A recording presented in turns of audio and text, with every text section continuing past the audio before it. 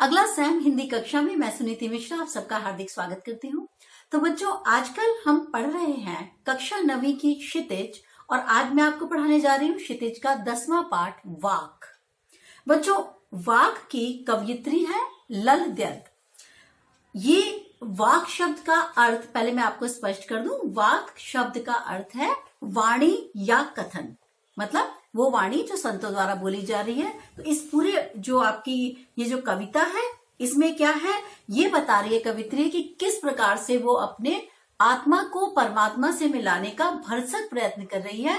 प्रथम उसमें पद्यांश में वो बताएगी कि किस प्रकार से उसके जो प्रयास हैं वो व्यर्थ होते जा रहे हैं। ठीक है, तो ये कश्मीरी कवयित्री हैं, और इनके बारे में मैं आपको बताऊं, इन्होंने बहुत ही सरल भाषा का प्रयोग किया है, और बहुत दबी ऐसी भाषा नहीं है कि संस्कृत से संस्कृतनिष्ठ हो, बहुत क्लिष्ट भाषा नहीं है, लेकिन भाव अत्यंत गहरे हैं। तो आइए पढ़ते हैं।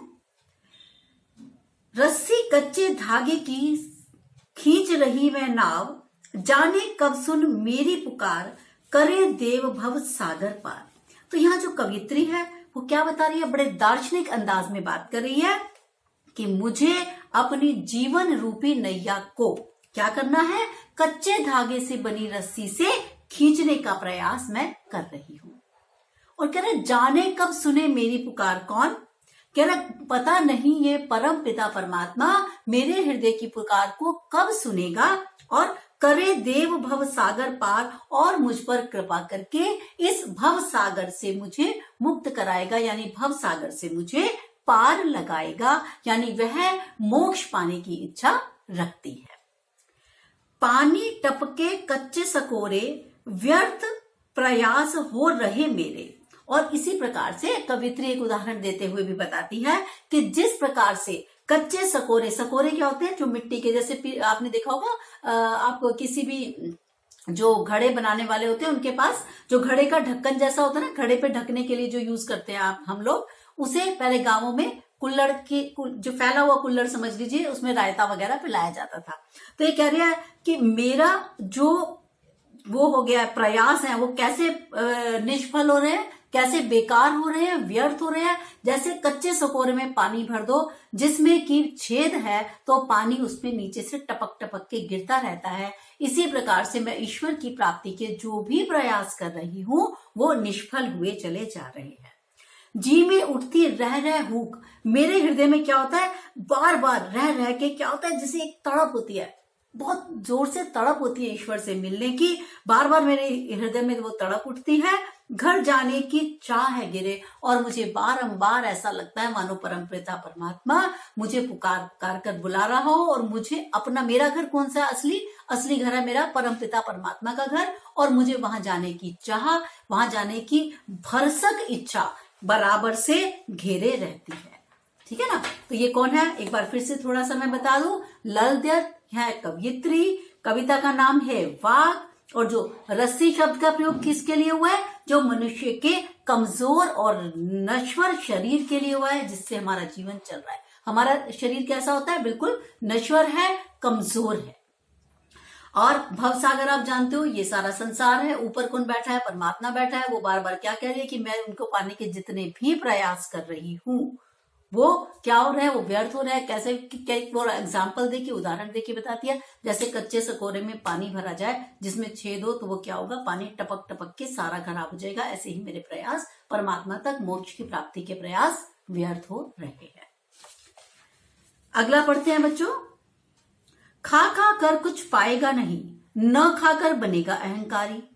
अब ये क्या कह रही है कवित्री जो है, ये बता रही है कि सांसारिक वस्तुएं खा खा कर कह सकते हैं, भोग भोग कर भी कह सकते हैं, कि सांसारिक वस्तुओं को खा खा कर हे मनुष्य तुझे किसी भी प्रकार के ज्ञान की, मोक्ष की प्राप्ति नहीं होने वाली, और न खाकर बनेगा अहंकारी। और यदि तू कहता है कि मैंने तो ईश्वर तेरे लिए उपवास करना शुरू कर दिया, मैंने जल त्याग दिया, मैंने भोजन त्याग दिया, अब मैं सिर्फ तेरे ही पूजा पाठ में लगा रहता हूं, तो ऐसे लोगों को कहती है, ऐसे लोगों को अहंकार घेर लेता है।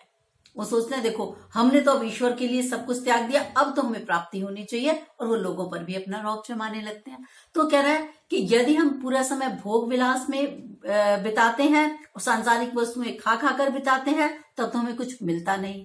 लेकिन यदि हम सब अन्न जल वगैरह त्याग कर अपने आप को पूरी तरह सन्यासी बना देते हैं, तो क्या होता है, हमें व्रत और तप का घमंड आ जाता है। तो इसका मतलब क्या है कि ये दोनों ही स्थितियां सुखद नहीं है।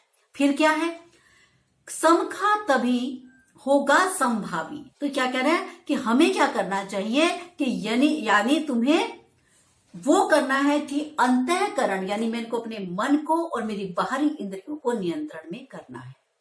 ठीक है, यानी मुझे अगर मेरा मन काबू में आ गया, मेरी बाहरी इंद्रियां नियंत्रण में आ गई, यानी मैंने भोजन भी करना है लेकिन सीमित करना है, या ये कहिए कि मैंने जो भी भोग भोगने हैं उसे त्याग की भावना से भोगना है। तो संभाव मतलब कि कुछ संतुलन बिठाएं हम। तो कह रहा है हमें क्या करना है, अंतःकरण और बाहरी इंद्रियों का नियंत्रण करना है, और फिर खुलेगी सांकल बंद द्वार की। और जब मनुष्य अपनी इच्छाओं पर काबू पा लेगा तो क्या होगा, वो जो ईश्वर ने अपना दरवाजा बंद किया हुआ है हमारे लिए, उसमें हमारे ज्ञान चक्षु खुल जाएंगे और ईश्वर हमें गले से लगा लेगा। ठीक है, तो ये है यानी आंतरिक और बाह्य इंद्रियों को नियंत्रित करना है। और सांकल खुलने से भी अर्थ क्या होता है कि अज्ञान दूर होगा, ज्ञान का उजाला छा जाएगा। आई सीधी राह से न गई न सीधी राह, सुषुम सेतु पर खड़ी थी, बीत गया दिन आ। कह रहा है देखो हे परमात्मा, ना तो मुझे सीधे रास्ते से इस संसार में आई थी, न ही सीधे रास्ते से मुझे मुक्ति का भी रास्ता सहज रूप से नहीं मिल रहा। क्यों? क्योंकि मैंने गलती क्या की कि मैंने सहज रूप सहज साधना को नहीं अपनाया। बच्चों इसमें मैं एक रेफरेंस में ये भी बताना चाहूंगी कि उस समय क्या हुआ था, जो साधु संत थे ना, वो लोग बहुत कठिन योग और तप की खुद करते थे और लोगों को भी बताते थे। लेकिन हम जैसे साधारण लोग उन तप को, उस योग को करने में सक्षम नहीं हो पाते थे, क्योंकि इसने कहा है सुषुम सेतु पर खड़ी थी। बच्चों सुषुम सेतु का अर्थ क्या होता है, सुषुम्ना नाड़ी का एक जो पुल है, सुषुम्ना नाड़ी ये मतलब होता है। इसमें क्या होता है, हठयोग की शरीर की 3 नाड़ियों में से एक नाड़ी सुषुम्ना है। यह नासिका के मध्य भाग ब्रह्मरंध्र में स्थित है। अब देखो जो मैंने आपको बताया, आपको लगा ये मैम ये क्या बोल रही है ना। तो इस तरीके जब आप उसको थ्योरी में ही नहीं समझ पा रहे तो आप सोचो ये जो नाड़ी है जो ब्रह्मरंध्र में स्थित है, हमें उस नाड़ी के यानी हमें वो हठ योग करना होता था। तो वो कह रहे ऐसे हठ योग की साधना को मैंने क्यों अपना लिया, क्यों? ईश्वर कैसे प्राप्त होता है? ईश्वर को सहज साधना से। ठीक है, तो यही हुआ था हमारे काव्य में भी और हमारे साधु संतों के साथ भी कि उन्होंने इतने कठिन योग का मार्ग बता दिया ईश्वर को प्राप्त करने में कि लोगों की रुचि हटने लगी। लोगों को लगा तो हमारे वश की बात ही नहीं है। तो यही भूल बता रही है लेखिका जो कवित्री है आपके सामने। फिर अब इस नजरिए से सुनिए इसको कि ना तो मैं सीधे रास्ते से आई थी और ना ही मैं सीधे रास्ते गई। हुआ क्या कि मैंने यानी मुक्ति का सहज रास्ता नहीं अपनाया। मैं तो सुषुम्ना नाड़ी के पुल पर ही खड़ी रह गई। क्या कि मेरे से तो वो योग हुआ नहीं और मेरा जीवन काल ऐसे ही बीत गया। जब टटोली कौड़ी ना पाई, तो टटोलने का मतलब क्या है कि जब मैंने अपना आत्मालोचन किया, तो कौड़ी ना पाई का मतलब क्या है कि मेरी दोनों जेबें खाली थी, जेबों में तो कुछ भी नहीं था। यानी जब मैंने सोचा कि मैंने ईश्वर प्राप्ति के लिए जो साधना की थी, जो कोशिशें की थी, वो क्या थी, तो पता लगा वो तो कुछ भी नहीं थी। मैं तो खाली इन सुषुम्ना नाड़ी और इन सब के हठ योग के चक्कर में ही रह गई। माझी को दूं क्या उतराई, यानी जब जैसे हम कोई नाव पार करते, नाव से नदी पार करते हैं, तो जो माझी मतलब जो हमारा नाविक है, हमें उसको पैसे देने होते हैं ना कि तूने हमें पार करा दिया। तो वो कह रहा है कि मुझे तो अब यही समझ में नहीं आ रहा कि मैं अब उसको क्या दूं, मतलब अब मैं ईश्वर के सामने क्या मुंह दिखाऊं कि ईश्वर जब मुझसे पूछेगा भाई तूने सारे जीवन क्या किया, अगर ईश्वर ने मुझे भवसागर से उतार भी दिया तो ईश्वर पूछेगा ना भाई तुमने सारा जीवन में क्या साधना की, क्या प्रेम किया। मेरे पास तो कुछ बताने को नहीं है। क्यों? क्योंकि मैंने अपना जीवन हठ योग साधना में व्यर्थ कर दिया, जबकि सहज साधना से ईश्वर की प्राप्ति होती थी। ठीक, थल थल में बसता है शिव ही, भेद न कर क्या हिंदू मुसलमान, यानी है तू स्वयं को पहचान, वही है साहिब से पहचान। अब क्या कह रहा है, थल थल में बसता है शिव ही, यानी जो ईश्वर है, थल थल का मतलब क्या होता है, सर्वत्र, कण कण में। ये तो आप बार बार मैं आपको बताती हूँ, कबीर हो, रहीम हो, या कोई भी हो, हर कोई यही कहता है क्या, कि ईश्वर का निवास कण कण में है। तो कह रहा है जब ईश्वर का निवास कण कण में है, भेद न कर क्या हिंदू मुसलमान, कह रहे तो फिर क्यों भेद करता है। तो हिंदू और मुसलमानों का भेद मनुष्य का बनाया हुआ है, ईश्वर और अल्लाह एक ही है, ठीक है। बस ये मार्ग है अलग अलग, आप चाहे अल्लाह का नाम ले लीजिए, चाहे ईश्वर का ले लीजिए।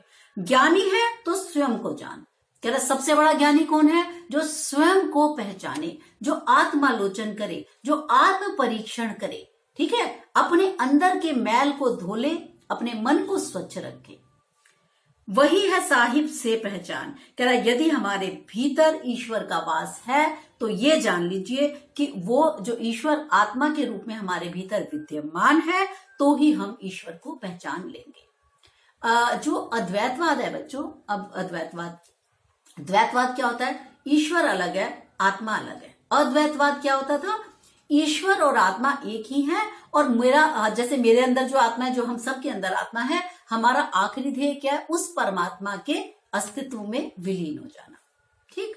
तो ये जितनी भी चीजें कही जा रही हैं वो लगभग अद्वैतवाद की बात की जा रही है। अद्वैतवाद मतलब आत्मा और परमात्मा एक ही है, यानी ईश्वर ने अपना ही अंश आत्मा के रूप में हमारे अंदर डाल दिया, और हम जो भी कार्य करते हैं, यदि मैं गलत काम करती हूं तो ये समझ लीजिए मैं अपने ही ईश्वर के साथ अन्याय कर रही हूं। क्यों, क्योंकि उसी का अंश मुझ में विद्यमान है, तभी वो हमसे नाराज हो जाता है। जैसे अगर कोई मेरा स्टूडेंट या मेरा बच्चा कोई गलत काम करता है तो मेरी जिम्मेवारी हो जाती है, तो मैं उससे नाराज होंगी ना। इसी प्रकार से जब हम गलत काम करते हैं तो हम कहते हैं ईश्वर नाराज हो गया। ईश्वर नाराज कैसे हो गया, क्योंकि वो उसी ने अपनी जो परम पिता परमात्मा है, उसी ने अपनी आत्मा का एक अंश हमारे अंदर डाला है, ऐसा हमारे जो पुराण है वो कहते हैं, ठीक। तो हम ईश्वर को पहचान लेंगे, ये बात है।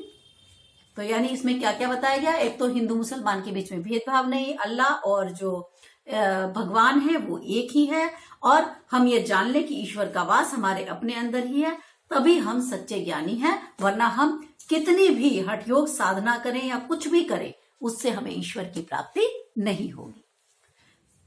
तो बच्चों ये है। अच्छा, वाक्यों का प्रतिपाद्य क्या है बच्चों, ये प्रश्न प्लीज आप अच्छे से कर जाइएगा, मैं आपको एक बार बता भी देती हूँ।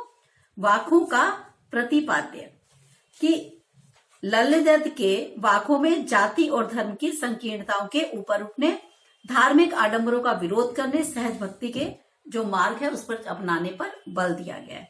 यानी सबसे बड़ी बात उसने क्या किया, धार्मिक आडंबरों का आप विरोध कीजिए, प्रेम को सबसे मूल्यवान बताया गया, ये भी बताया गया कि सहज साधना से ही ईश्वर की प्राप्ति संभव है। तो ये आप जरूर कर जाइएगा, वाक्यों का प्रतिपाद्य क्या है, बड़ा इंपॉर्टेंट क्वेश्चन है। तो इसके साथ ही बच्चों मैं समाप्त करती हूँ आज का ये पहला पार्ट। अब हम मिलेंगे अगली कविता के साथ, तब तक के लिए नमस्कार।